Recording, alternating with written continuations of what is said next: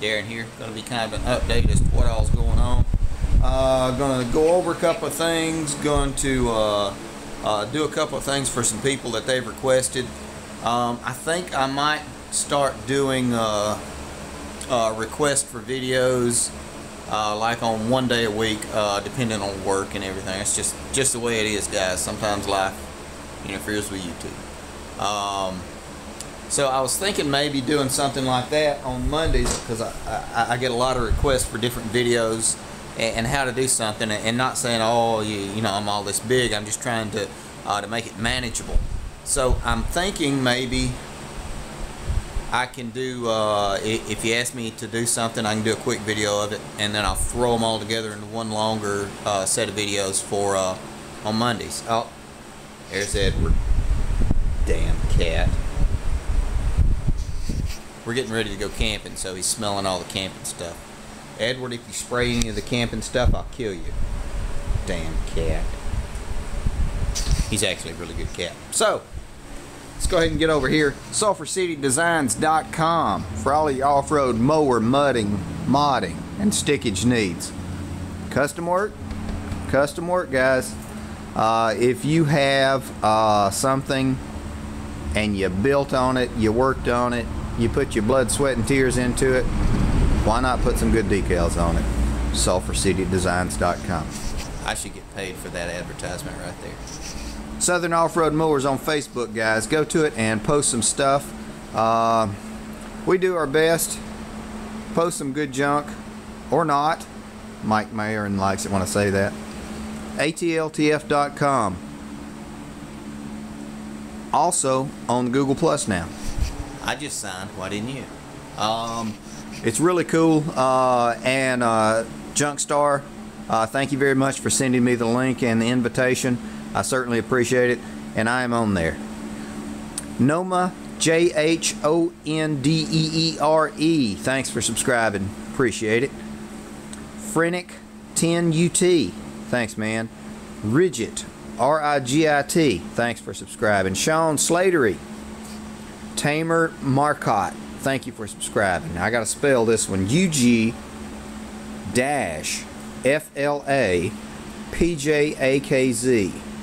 Thanks for subscribing. Gerald Wilcox, thanks, man. Cornshuck 4CE, thanks for subscribing. He's also doing a little bit on his channel, trying to grow it. So if you would, guys, go to his channel, take a look, and give a like or a comment. Now, it's getting kind of long, so we're going to pause it. We're going to grab some junk. And, okay, guys, now, we're back, and I'm going to do a little quickie demonstration here for Madman Technic. I'll bring you up here so you can take a look right there. Madman Technic. He had asked earlier in the week, how do we do these tires? And the tires are actually pretty easy. When you start to do the mod, of course, the spindle isn't big enough, and so what you do is you get a bolt. I like stainless, just because you don't have a problem as much with the rusting. What you would do, to make sure this is even in the camera, there we go, you would cut this off with a grinder to whatever length you need, and once you cut it off, you go ahead and prep this, and prep the end of your the factory spindle, and you're going to weld this on, and then you're going to do clean up and prep on it to get it ready, and then you're going to take this tire, slide it on, and I always put one nut behind the other to lock it in place. And you'll slide your tire on, make sure you've measured so that your rim will fit. Then you're going to lock it on. You're not going to drop it like that. You're going to lock it on with one, then you'll double lock behind it with the other. Make sure you grease it. If you're playing in water a lot, here lately I grease mine every weekend, all 4 tires, just because we're out playing a lot here lately. It's an easy mod to do. You know, you need a grinder, a good welder, or somebody that can weld it up for you. but it makes a big difference. And everybody says, well, why do you put off-road tires on the front? It's not a four-wheel drive. And they're absolutely correct. But if you have positive traction in the back with really aggressive tires and you put turf savers on the front, all you're going to do is slide along forwards. So in the dirt and mud and off-road, these things allow you to bite and actually makes you turn. The steering wheel turns, but the aggressive tread is what makes you turn. Funny thing is, more to come. I almost took off with this thing just sitting like this on the bungee strap because I'm so used to seeing it like that. Guys, now we're back, and I think this is the last little how-to I'm going to catch up on today, because we still have to do some real work too. Is Bobby Waldrop. He wants to know what length is a Murray Gator. Hell, I don't know myself. We're gonna walk over and measure. I would be riding kudzu, but gonna do a lot of stuff on kudzu this afternoon, and I don't want to get it any muddier, or I don't want to get it wet and muddy. Back here over here on the shop side, and everybody knows this is the Murray Gator. So we're going to measure it to get the length. We're going to do two measurements, I would say. First, we're going to do frame to frame, one into the other, and then we'll do the front to the back, because obviously there's going to be about a foot difference. So, I mean,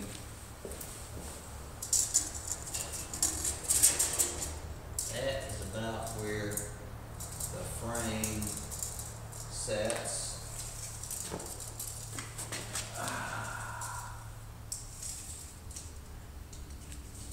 And I'm going to say,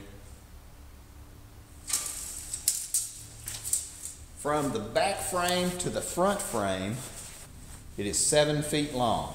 Now, from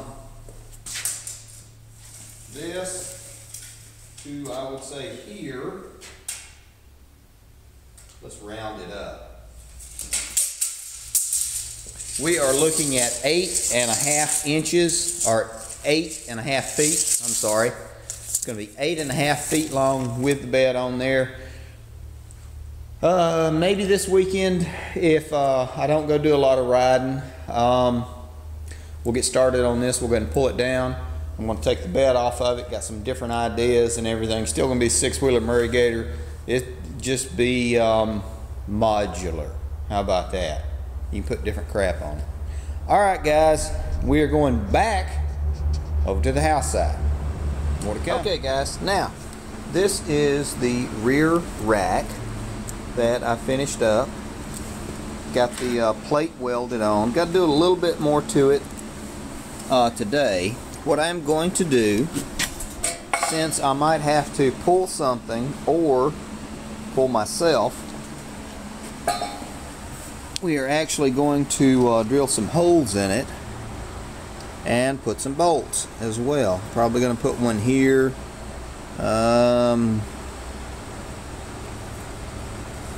Trying to think, one there, one there, one there, one there. That might be a little overkill, but we're at least going to do 2 bolts through this thing just to make sure that we don't have any problems, because on occasion welds do break and things happen, and better to have a little more than not enough.